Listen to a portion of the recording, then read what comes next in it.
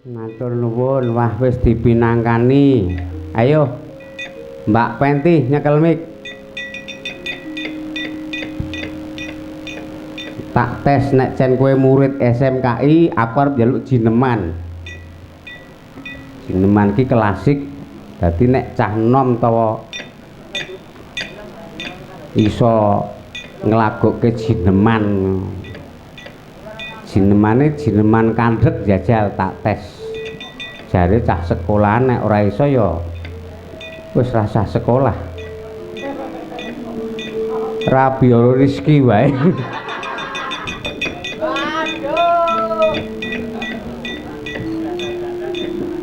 Pelok apa ki Mbak Penti jenenge? Pelok 5. Ya. So. Ti Dalem gurumu SMKI ana sing enom tur rondo apa ora? ra ono. Sing tuwa meh Akeh. pensiunan ana ora?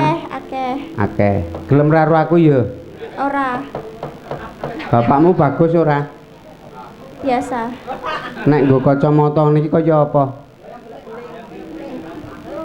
Kaya tukang las. Oh. Wis ora rezeki ora sapa-sapa do wani ora aku. Ben ngenyek karo wong tuwa.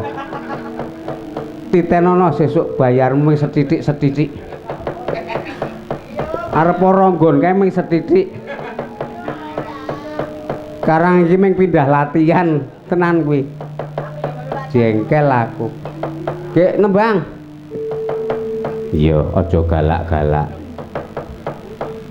Mesake, ra ndimbok kok galak-galak.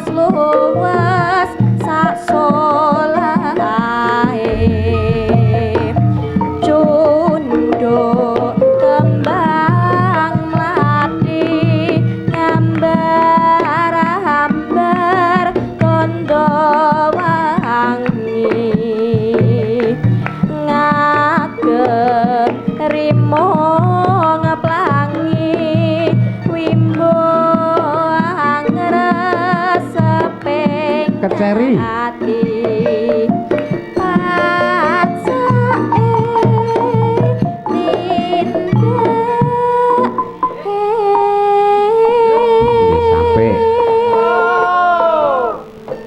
Bijine iki agek pertengahan to, bijine agek oleh 80. Ning bayare mentok 35.000. Yo terus nek jan apik sempurna ora ana klerune 100. Yo. Kaya matsan luwe lara sepalape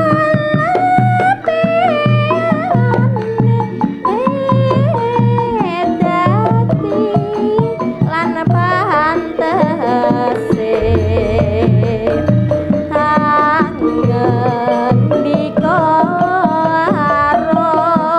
Kumebiarkan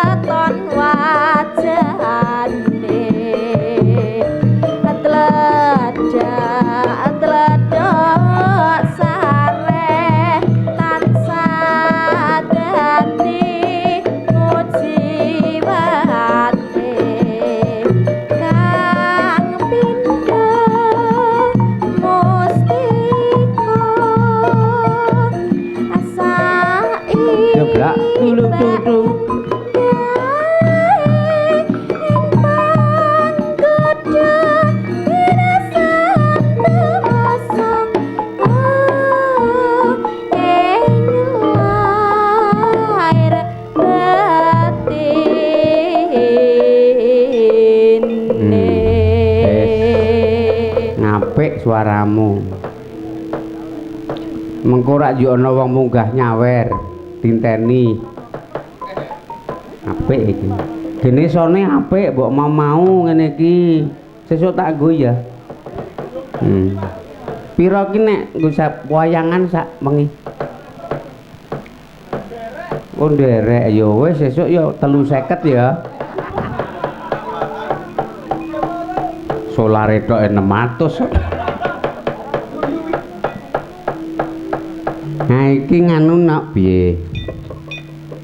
Ana pamundutan saka Bapak Ngadi. Katuran minggah panggung. Pokoke tembange Ki wangune Rondo Kempling iki jajal. Yuk disepoti kon munggah panggung. Sepoti manut pengendange lek ngode apa? Nah.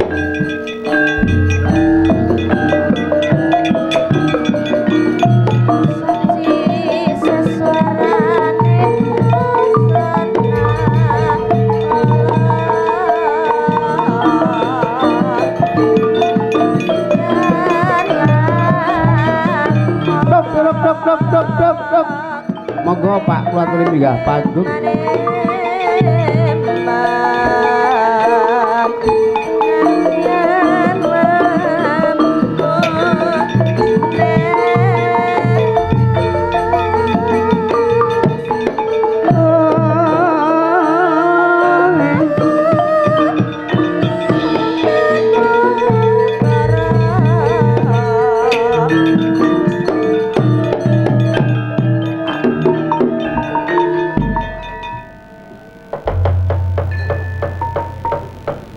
Matur nuwun Rama. Aduh, sembah bekti kula nggih. Ngastomi. Nah. Pun lenggah mawon. Nah. Asma sinten, Pak? Aduh, sik. Wis sip. Matur sembah suwun. Nggih. Kula kaparingan wedal. Nggih. Saderengipun kawula nepangaken Mbak Limbu. Nggih. Ngapunten medhinipun sanes kula ingkang majeng. Oh. Niki wau Pak sinten Mas Yatin? Pak Ngadi.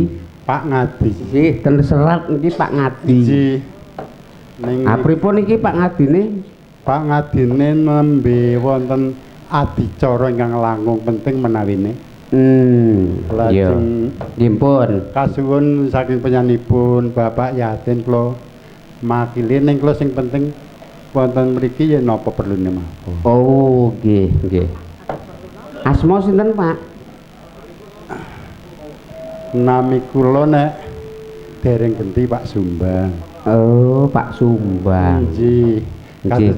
Katosipun Mbak Limbu nggih sampun tepang sak ketlo. Nggih. Capet-capet mireng. Nggih. Nek Pak Sumbang ki kudune lho sesuai jenenge ki yuk nyumbang ngono lho. Ana wedok.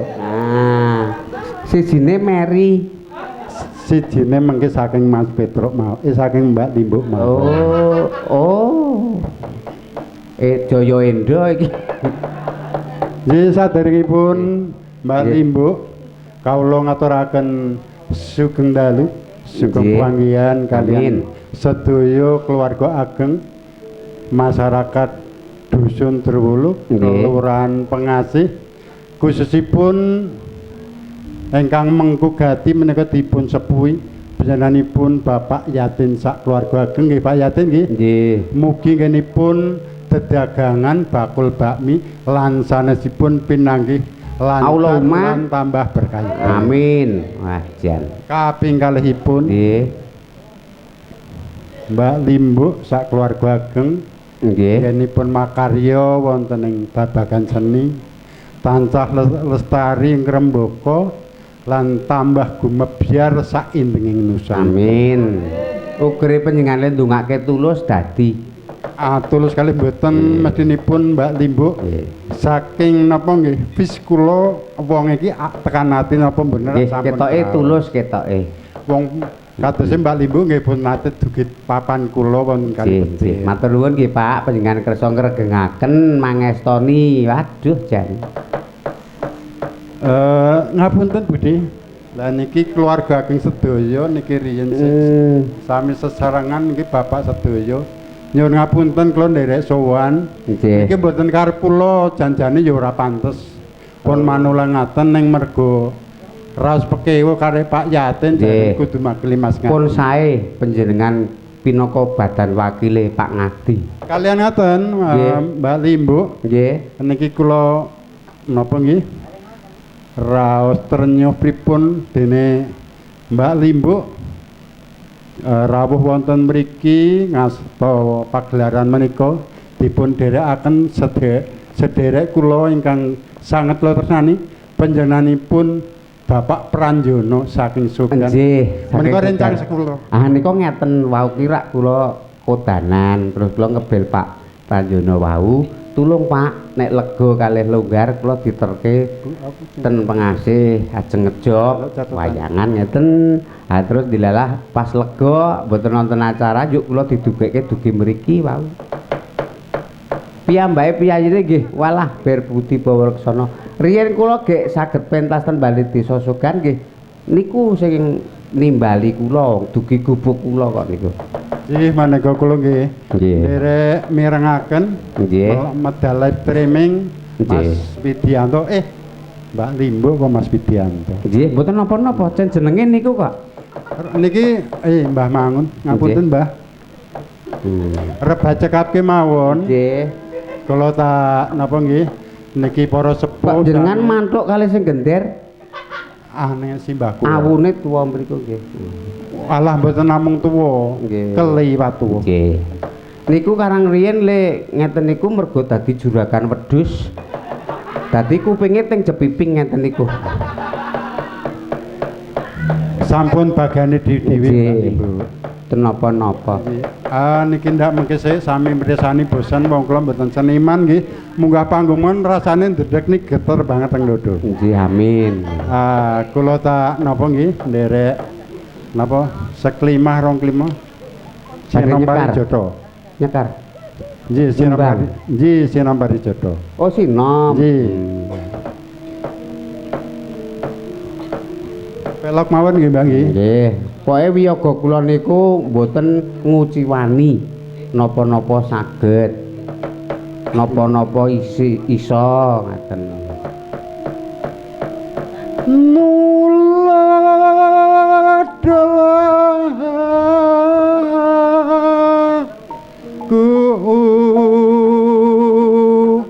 Apik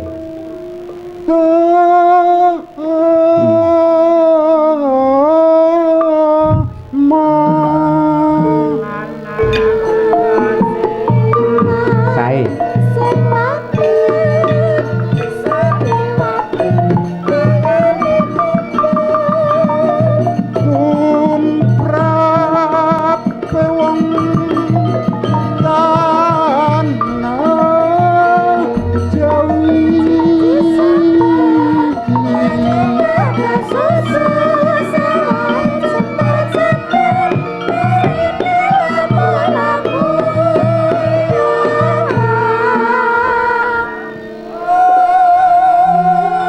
Bimun sigarane ayo bangun bareng-bareng. Mbokmu bubur Bu Makmur rasane nggo kaya umpama iso diundur awak dhewe ora ngira nek manula kaya nek lagi murung puluhan ya Bu ya. Nganu Bu? Aja meri. Ditandingi Bu. Padhake. Kira-kira kalep kula gentenan kalih niku. Oh, ngaten. Nggih, duet ngono lho, selarik. Wong niku bojone pun rada sepuh dadi pemane anu rada sih wangun. Garise nganu Mbak Limbo pancen garis pesti kedah ngaten menika. Nggih. Sedaya pun duwe jatah dewi-dewi. Nggih. Saiki awake dhewe ngene sesuk arep kepiye ora ana sing ngerti Mbak Limbo. Ning gek nembang bunek kula ora gek nembang.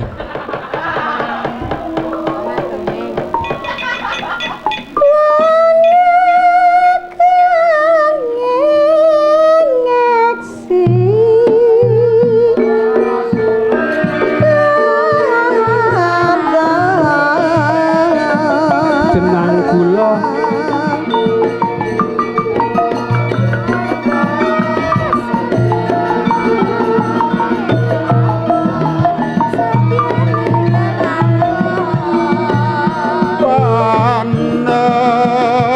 panembahan silo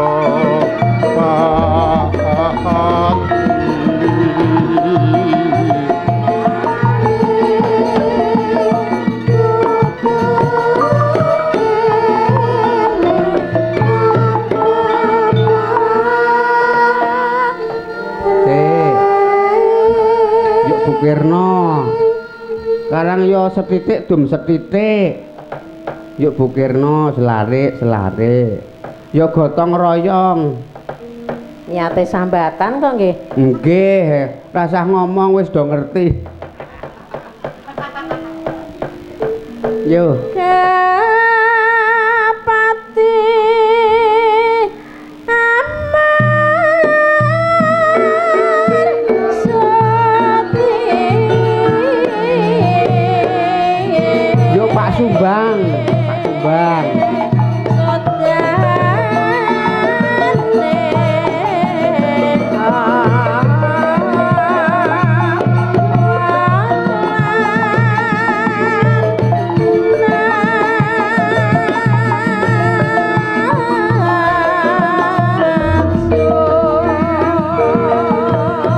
Monggo mampir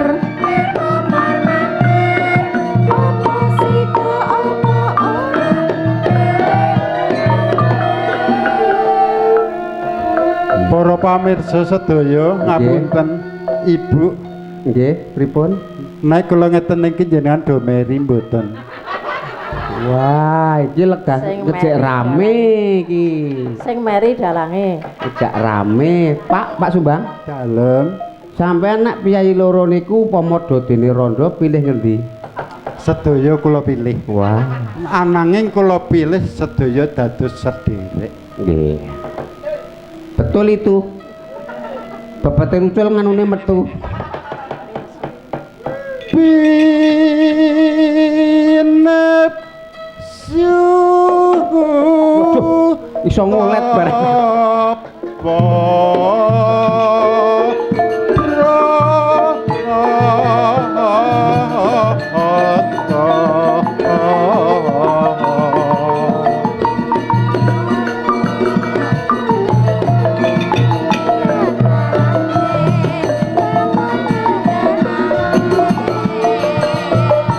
Cicir-cicir. Bawalan ngebju.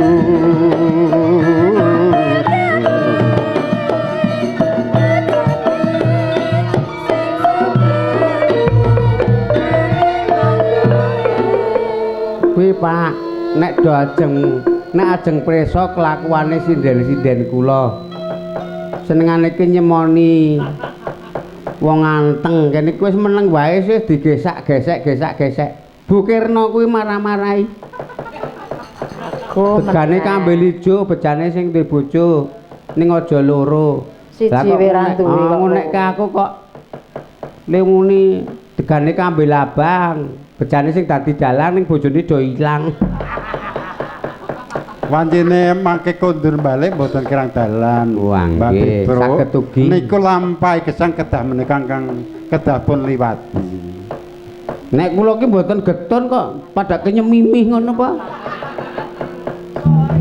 Sorry ya, aku kira wong tipes. Boy.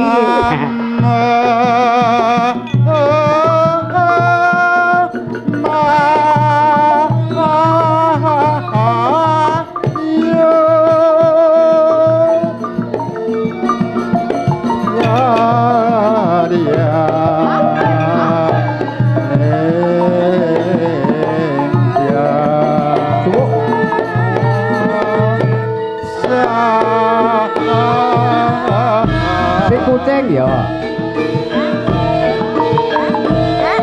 Mugi sedaya warga masyarakat Dengkul tansah mangke ayem-ayem tentrem sawetawis mekaten sedaya lepat nyuwun pangapunten kula madhap saking pasilan matur nuwun wassalamualaikum warahmatullahi wabarakatuh.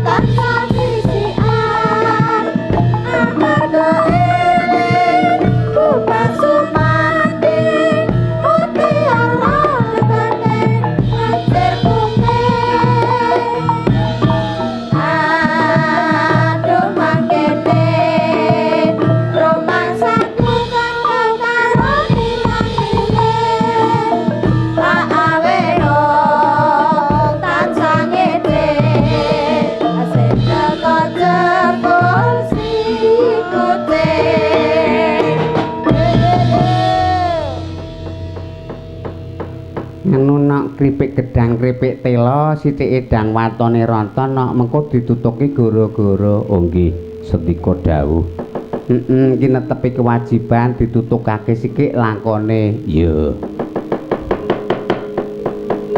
kuku sing dupa gumelon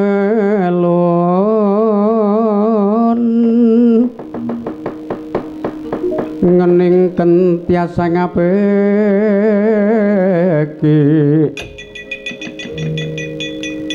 kawengku sagung jajan nanging sanget tangi kipi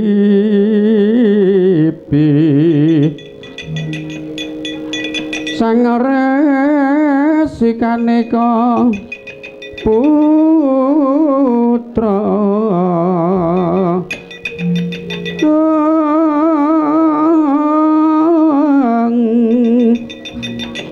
kengon jog saking wiyati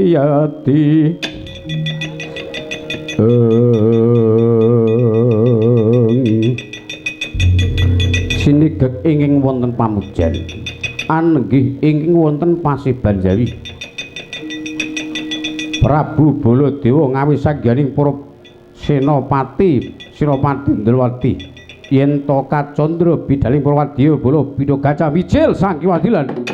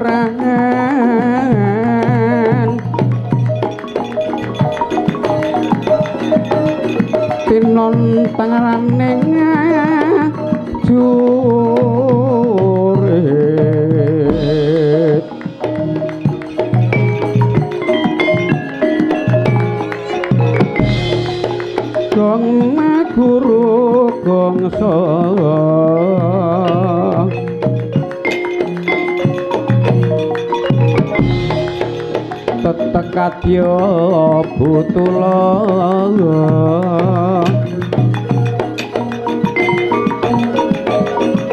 wara pangri ing aturangga esti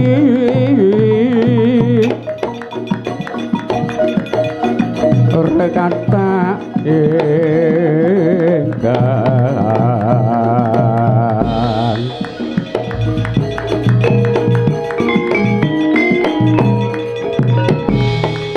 waja lelayu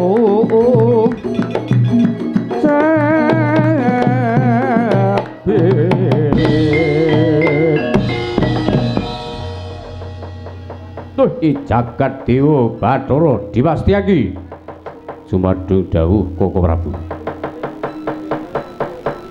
lan Kakang Udawa padine Prawadya Bala Durawati glo glo glo glo glo glo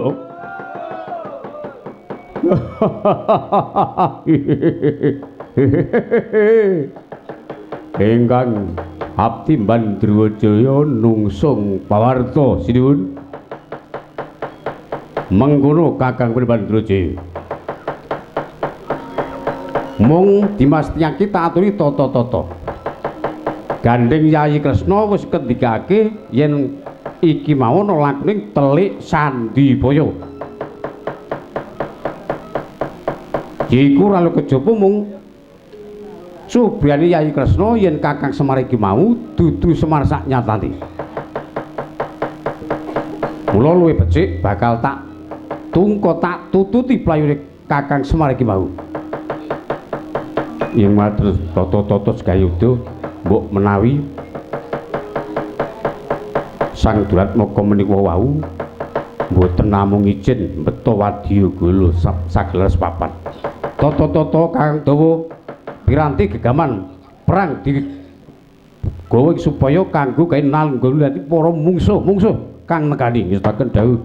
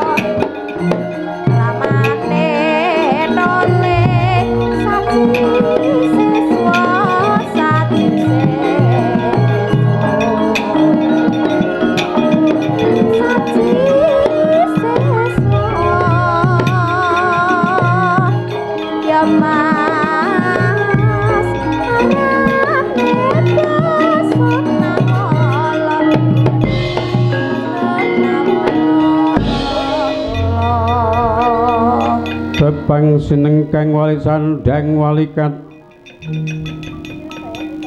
Kodhek wok simbar jojowang malang wentesnya gangsir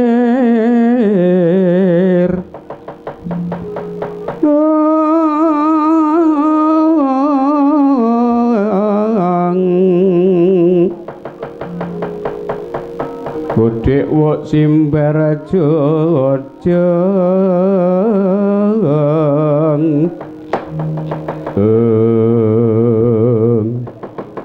oh glandhok bluguduk manyon-manyon pegantil buntute kisa mangke to Yayi Prabu Wiramba Dewa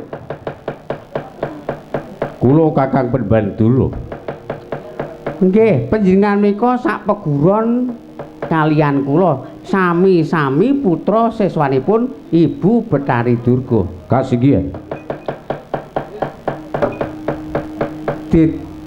Benten kalian ingkang wingking kula menika dadi putra siswanipun Ibu Betari Durga. Wis ben. Aku ora seneng golek bapak guru kok. Kok iso ora iso tak nggo dhewe, sinau dhewe, sanggitku ngene iki sih. Mendo dilurui melu-melu yo nek ketrima nek ora nggih pun nek duwe ngelmu dhewe mboten sah ngoten niku mangke ndak nyerik-nyerikke dicuni nggih rikala semanten Kakang Pendandula damel Semar Pindowari nggih pancen kula jarak ingkang pamripun kula menika badhe nglembat pusaka Puspita Wijaya Kusuma. Jaran Puspita Wijaya Kusuma menika pinangka kangge sarana anggayuh wahyu eka jati. Awit ngundi dawuh sang kersanipun Anggir Prabu Duryudana ing wedal sak menika sampun lenggah wonten pasitren Ganda Mayit. Bilih ingkang badhe budidaya turing wahyu menika mangke Ibu Betari Durga. Betari Durga ngaten. Iki mergoson iki. Apa kok son. Ngaten mawon. Kinten-kinten mangke dipun buktekaken Semar damelan panjenengan saged mboyong pusaka menawa. Pun pritados kula. Wong kula niku napa-napa niku cok mandi kok. Sapa muni mandi besar? Mandi ki majas ngono, ora dipleset-plesetke. Sakmenika kantun tenggo. Kados pundi pun kemangke? Dipun tenggo. Ampun kuwatos ngan mawon.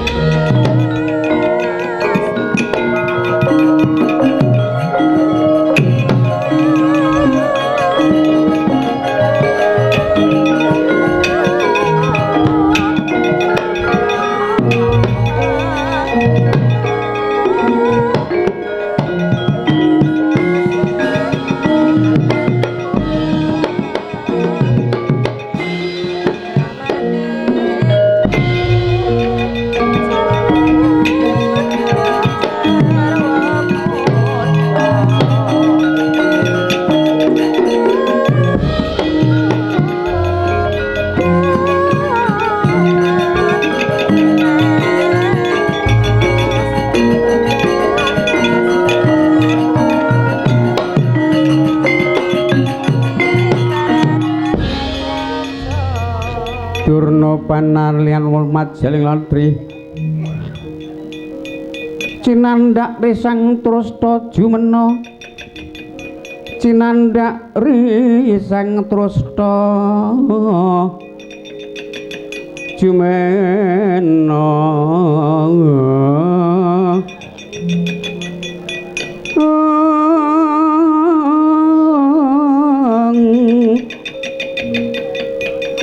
Jinandak risang katiga so kapisanan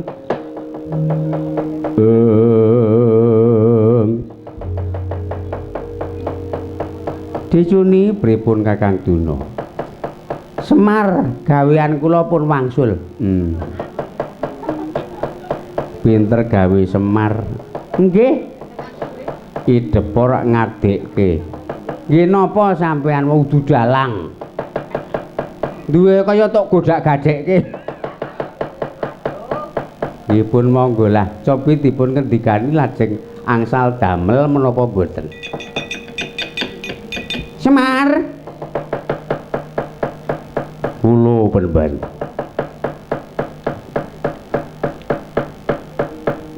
ketoke wis gawa Puspita Wijaya sampun ateges anggon munglembut Puspita Wijaya bisa keturutan nggih awit pangestu dalem penemban kula saged ndusta Puspita nanging ing kula kuwatosaken menika sinuwun Ndarawati niku salah tunggalipun Nalindra ratu ingkang wicaksana kagungan pusaka kaca paesan untung kemawon menika mboten mriksani wonten kaca paesan langkung biyen dados kula mboten kedenangan ora bakal Kresna kok arep nilih kaca paesan mergo tekamu wong wis tak tamani aji kok aji caraka balik dadi Kresna nek mriksani kaca paesan kuwi kuwalik oh ngoten benemban kene gorene kembange nanging wonten inggih Binaturata menika wonten rawuhipun sinuwun Mandura rak tenan to Dicuni wong angger Baladewa ki cetha pengayom sesepuh negara Ngastina lah kok mak penculut nang Ndarawati mongko kuwi rombongan Kurawa kok dadi ngrombong Ndarawati ngoten niku nganu kok ngendi sing gedhe opahe mbok menawa ya ampun ngoten Dicuni sakniki niku napa-napa niku tanggel jawabipun sampun ngertos bilih Angger Duryudana menika badhe ngudi wahyu sakmenika lenggah wonten pasetan Gondo Mayit lah kok Angger Baladewa ketoke iki tulus dadi pengayom jebul ketoke iki putih ning rada klawu dadi sing jenengane Baladewa iki blorok pamikire mbok menawa ngeten iki akeh kok sing model kaya Baladewa pikirane iku ora tulus ki akeh ketoke melu kene ning elek-elek kono niku akeh tenan kok kuwi rombongan iki nganu kok urung karuan yo do apik kok iso neng-nengan ya seben karang do akeh do remosi mung gara-gara wiyaga ora menyang loro kok ya do geger njur pengenong air seneng ora gawe tentrem ning malah gawe panas wis ngerti rombongan ki do padu kok malah bener kowe anggere ketemu kono nek temu kene munderke aku ayo do padu liwat WA jan kok bagya kan njaluk kon nyuwak mangkel aku ora mungkin rombongan ki nek ana uteng-utenge kok mesti ana ki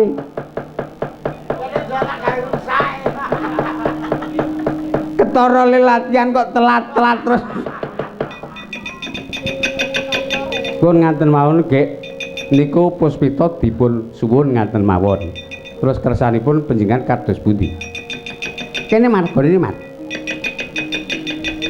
monggo bener nanging kula kuwantos menawi mangke kula kenging tolak sari menawi kebadaran kamangka sinuwun Ndarawati kagungan senjata cakra menawi mangke senjata cakra menika priksa lajeng nyirnakaken kula kados aja sumelang aku wis nyekel kembang kok arep kowe mati sedina kaping 7 bakal urip meneh merga aku nyekel kembang luputa lara ora bisa mati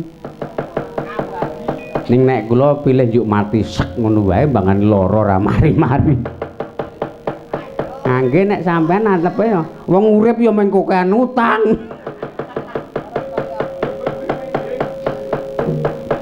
pun lajeng kersanipun bejengan nah niki mangke kenging kangge pawadan kula badhe barang ngamuk langkung rumiyin barang kok barang ngamuk mbok barang iki barang seni kok barang ngamuk tegese kula menika badhe julung tungkul wong-wong Daramati Bathara Kresna sisan Baladewa yen penemune ora iso manunggal karo Kurawa sisan kira-kira wong ki sing ora kena jek kompromi nomere diblokir tuman temen wong kok do slintat-slintut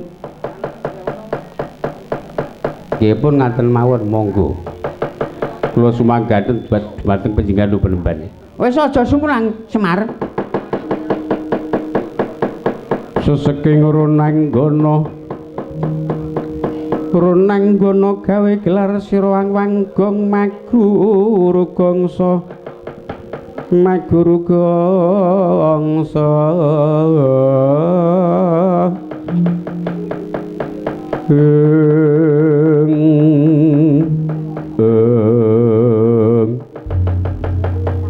Dinarita Kacampuri kala 10 senjata cakra ingkang ngoncat saking gedhongan pusaka mijil tanpa gendhog giya jemlorot ngambah Jumantara nempuh angganira Ki Semar Badranaya sirna Margalayu ilang wujudi Ki Semar Badranaya badar togok Catugara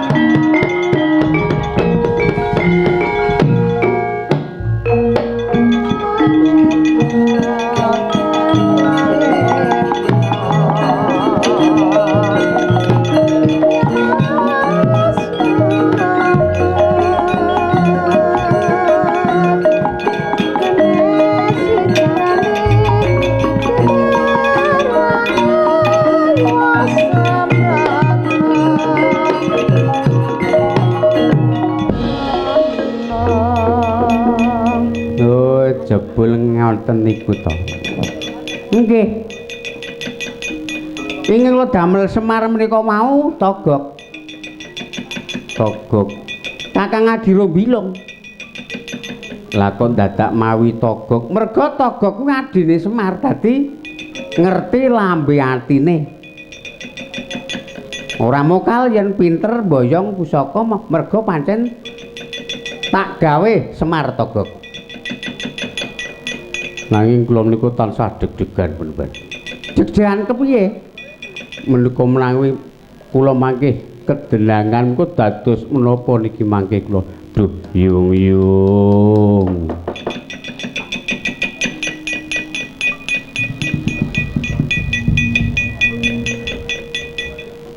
Walah nusul mendang barang.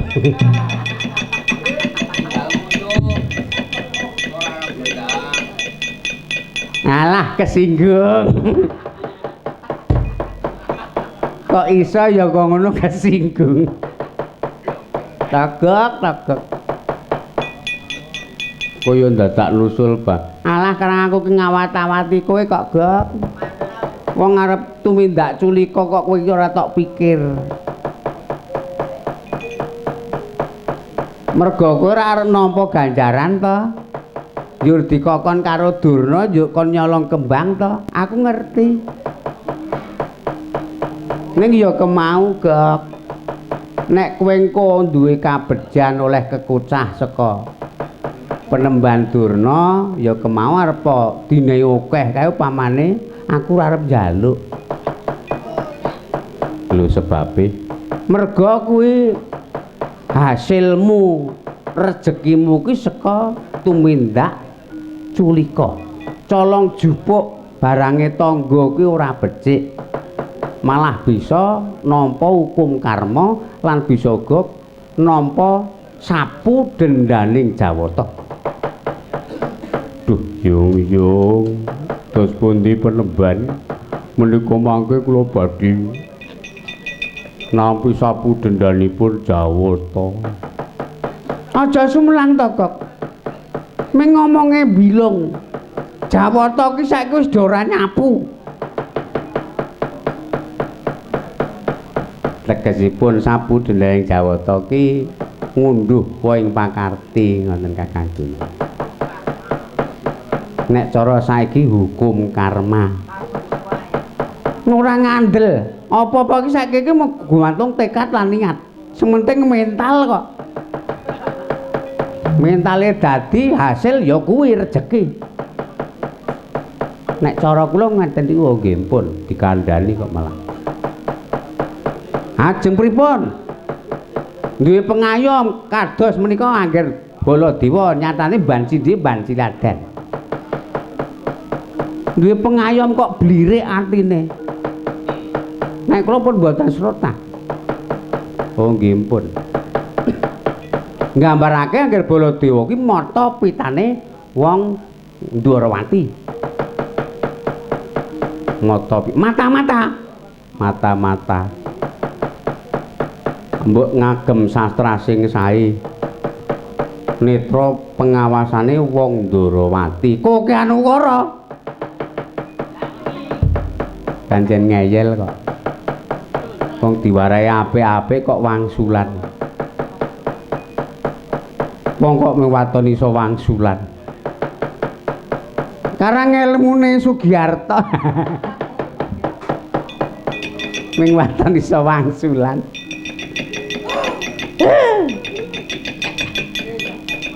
Niki mangke ingkang kula eling-eling kejaba namung aturipun bilung. Yen ngaten kula tak wangsul mawon mangke tak kenging sapu dendaning Jawata. Ngarep ndelik tekan ndi Kang ger tak tutke terus radoyan mangan. Iki penyakit lho nek memalani jagat.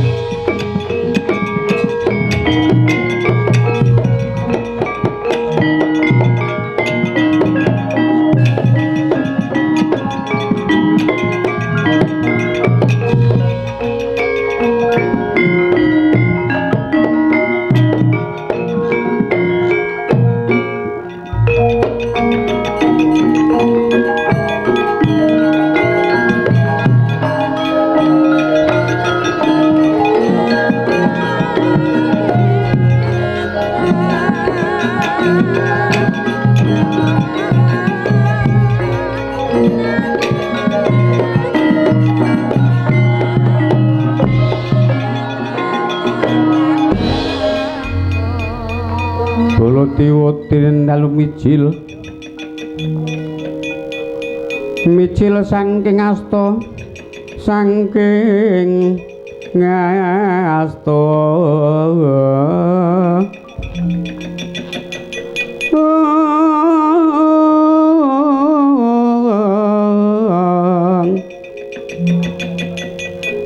mulat risang kongso dewa kang wanjing telenge ngayuda.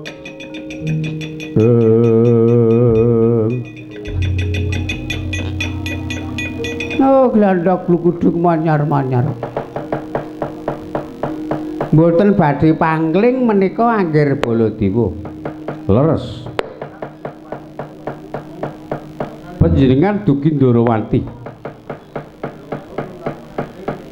Kula badhe nyuwun priksa ingkang damel Kakang Semar menika wau sinten?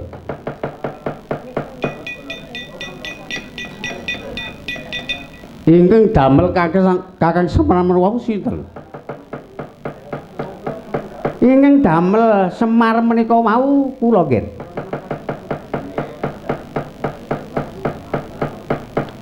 Menggah kersanipun panci kula jarak Semar kula damel mawi togok inggih supados nglembat pusaka Puspita Wijaya Kusuma badhe kagem menapa panjenengan boten ngertos bilih angger Duryudana menika badhe ngudi wahyu Eka Jati sakmenika sampun lenggah wonten pasitran Gondomayit wonten ngarsanipun Ibu Betari supados dipun rigenaken saged nampi wahyu Eka Jati.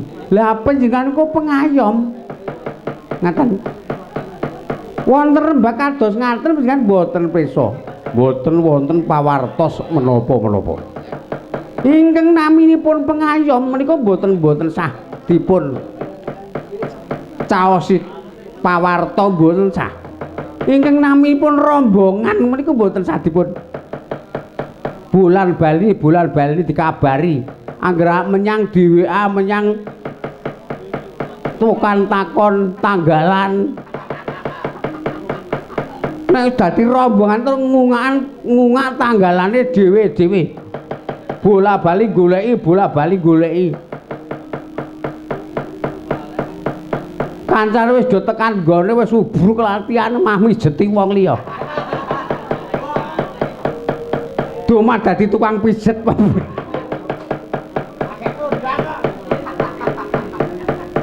sak menika ngaten ingkang ngersakaken Puspita menika sinten Angger Duryudana kula namung mundi dawuh ngaten jalan Puspita menika pinangka kagem sarana gayuh wahyu Eka Jati lah sak menika ngaten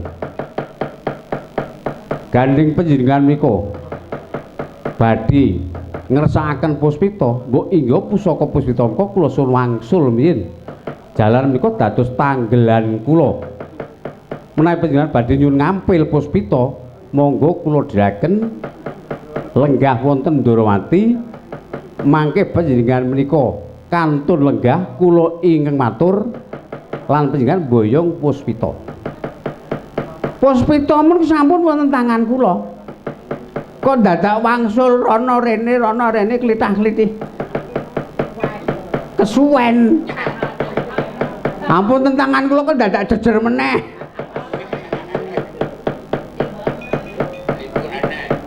mbok inggih panjenengan nyuwun priksa lan nyuwun ngampil jawab piyambak ngendika piyambak kalian Adi kula Kresna ngaten kula aturi rawuh kemawon mboten kados ngaten ndamel Duratmaka dusta Puspita Durna niku kan jejer Ndarawati ngampil Puspita kaya ora ngerti biasane jejer Ndarawati tamune Durna nyilih pusaka sing medhok sencaki terus nang alun-alun alah prei-prei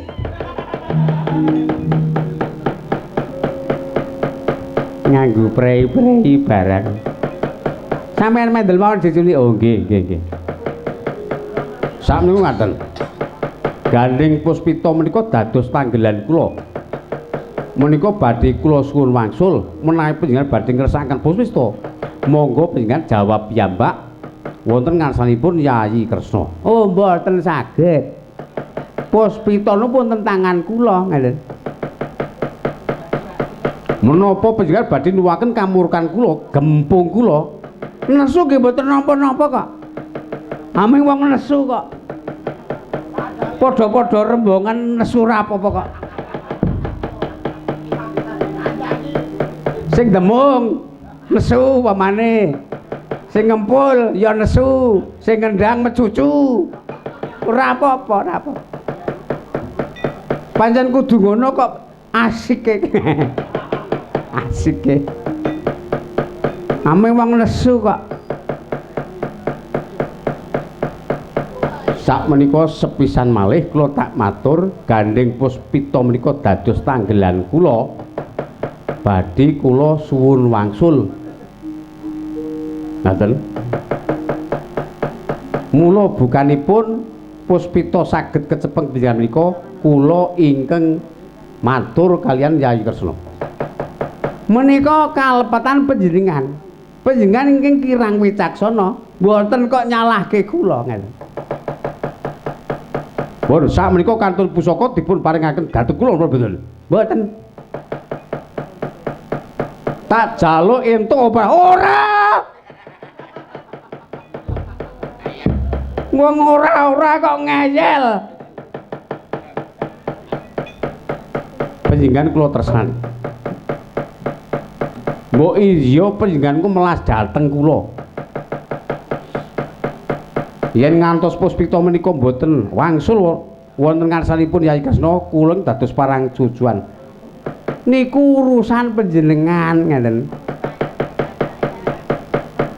Menapa badhe nuwuhaken kamurkan kula Pak Badra? Nesu mangga. Aja kok mung lara tekaning pati dadi ndek pengamun-amun tak lakoni. Tak ulungke Puspita. Yen wis gemblinding mestakane Pandhita Dara. Wah. Ora patut durung tau karo pendak tendang raine.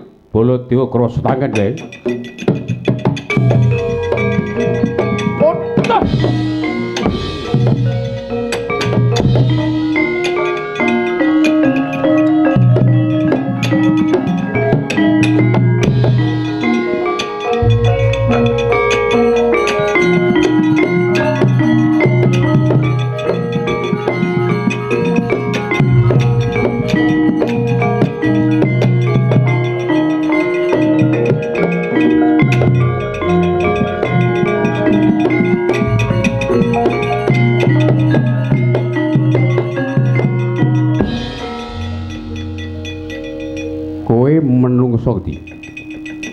Kowe menungso ngendi? Kok dadi wani mara tangan karo Baladewa? Ana sambung rapete apa kowe? Yen durung mangerti karo aku. Iki Nalendra saka Giri Saloka, aku Prabu Wirambadéwa.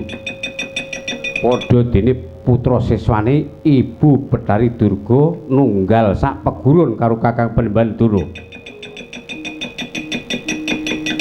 Kenong gepok koncane Kakang Penemban. Yen wis sempal baune Prabu Wirambadéwa, kepiye? Kowe muni kepiye? Durung tau ditendang raimu kowe.